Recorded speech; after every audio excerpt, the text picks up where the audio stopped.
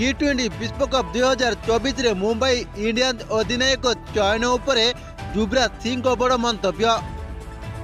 पूर्वतन भारतीय क्रिकेटर युवराज सिंह आगामी टी20 विश्वकप 2024 पई भारत दल रे तारका ऑलराउंडर हार्दिक पांड्या को चयन को समर्थन करिसंती। किंवदंती भारतीय क्रिकेटर युवराज सिंह वेस्टइंडीज एवं युक्तराष्ट्र अमेरिका रे अनुष्ठित हेबाकु थिबा टी20 विश्वकप 2024 रो आगामी संस्करण रे तार चयन को नहीं स्टार ऑलराउंडर हार्दिक पांड्या को समर्थन को बाहरी से कहिसंती जे मुंबई इंडियंस रो अधिनायक हुए तो इंडियन प्रीमियर लीग रो सीजन रे प्रदर्शन करिनांती, किंतु मेगा टूर्नामेंट रे टीम इंडिया पई एक गुरुत्वपूर्ण संपत्ति रहिबो।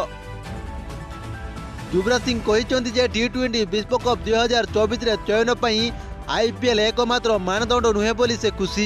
से कहिसंती जे पांड्या भारत पई अनेक मैच जीतिचंती एवं से दल रे रहिबा जरूरी अटे। भल कथा हेउची हार्दिक पांड्या को चयन कर जायछि।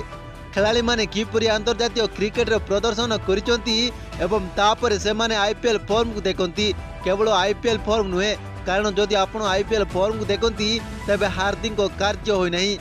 भारत पई तांको पृष्ठभूमि को देखिले से भारत पई कोन करिसंती यह गुरुत्वपूर्ण जे से दल रे अछंती एवं मु भाबुछु जे तांको बॉलिंग गुरुत्वपूर्ण हेबो एवं तांको फिटनेस गुरुत्वपूर्ण हेबो बोली कहिसंती युवराज सिंह। एही विश्वकप रे वास्तव रे विशेष बोली कहिसंती युवराज सिंह आईसीसी को।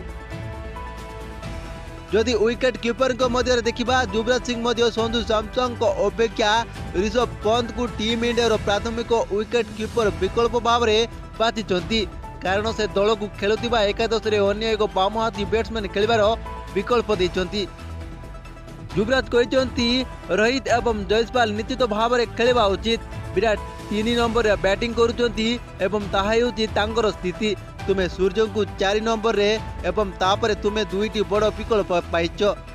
मो दुई बामहाती देखिबा चाहे डाहाण हाथर मिश्रण, कारण सब बेले दुईटी मिश्रण रे बॉलिंग करबा कष्टकर बोली युवराज सिंह आईसीसी को कहिसंती।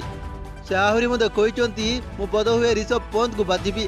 आज्ञा हो संजू सैमसन मध्य भल फॉर्म रे अछंती, किंतु ऋषभ पंत बाम हाथी एवं मु विश्वास करे जे ऋषभ पंत भारत पई खेलिबा जितिबार सामर्थ्य रहिछि, जहा से अतीत रे करि सारिछंती।